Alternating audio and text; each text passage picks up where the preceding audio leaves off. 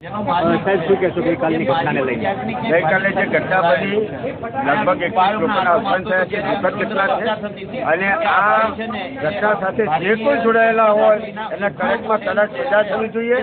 પણ સૌથી મોટો પ્રશ્ન એ છે કે જે લોકો અવસાન પામે છે એના પરિવારના સભ્ય મધ્યપ્રદેશમાંથી ગઈકાલે વિડીયો વાયરલ કરે કે અમે અમારા સ્વજનોને ડેડ બોડી લેવા આવી રહ્યા છીએ અને અમારા સ્વજનોની ડેડ બોડી અન્ય કોઈ વ્યક્તિઓને આપવી નહીં, આવો વિડીયો વાયરલ કરે.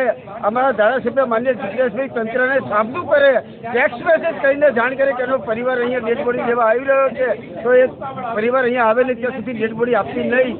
મોટો સવાલ આ જ થાય છે કે એનો પરિવાર અહીં બેઠો હોય અને તંત્ર એની તાકાતથી, એની નાલાયકીથી ત્યાં મધ્યપ્રદેશનું તંત્ર અને ગુજરાતનું તંત્ર ભેગું થઈ અને આ પરિવારની ડેડ બોડીઓ કોઈ અન્ય વ્યક્તિને સોંપી દે. આ દીકરાની માતા રડે છે કે મારે મારા દીકરાનું મોત હોવું છે, એની માતાને એના દીકરાનું મોત જોવા નથી દીધું, તો ક્યાંક ને ક્યાંક સ્પષ્ટપણે કહી શકું કે ગુનેગારોને બચાવવા માટેનું આ સરકારી તંત્ર અને આ સરકાર ક્યાંક આ મિલીભગત કરી રહ્યું એવું સ્પષ્ટપણે દેખાય છે. કોઈ ગરીબ માણસ બે ચટના રોટલી માટે ક્યાંક કામ કરતો હોય અને એ કોઈ હાદસામાં એક્સપર્ટ થઈ જાય તો એની કિંમત શું સરકાર 4 લાખ રૂપિયા ગણે છે? શું આ ગરીબ પરિવારનું કોઈ રણીતો નથી? સરકાર ક્યાંક ને ક્યાંક આ ફેક્ટરીના માલિકને બચાવવાની કોશિશ કરી રહી એવું સ્પષ્ટપણે દેખાય છે. હું આપના માધ્યમથી કહું છું કે ફેક્ટરીનો માલિક ગુનેગાર છે, એટલો ને એટલો ગુનેગાર આ ડીસાનું સરકારી તંત્ર છે. આ અનલીગલી આટલો મોટો દારૂગોળો આવ્યો ક્યાંથી?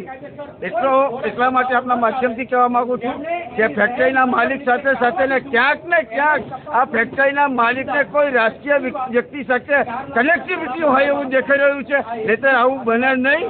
મધ્યપ્રદેશ એનો પરિવાર એના સ્વજનની બોડી લેવા આવે, એની મા, એનો બાપ, દીકરા દીકરીને જોવા આવે ને એનું મોં પણ અહીંયા જોવા ના મળે. આવી નિમ્ન કક્ષાની જે આ લોકો જે કાર્યવાહી કરી છે આ દુઃખદ બાબત છે. અને આદિવાસી પરિવારો હોવાથી શું આદિવાસી સમાજ કે આદિવાસી માણસો કોઈ માણસ નથી?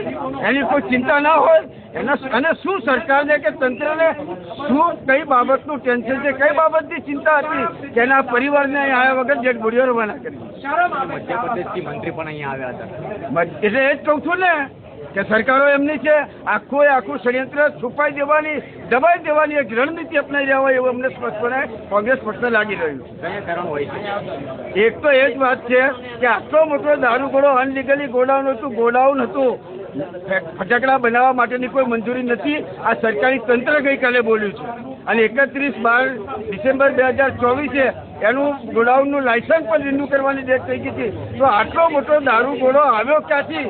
એ કોઈ પ્લેન કે હેલિકોપ્ટર મારફતે તો આવ્યો નહીં હોય. એટલે ક્યાંક ને ક્યાંક આ બાબતથી ભીનું સંકલ્પ થતું હોય એવી અમને પૂરેપૂરી શક્યતાઓ દેખાઈ રહી છે.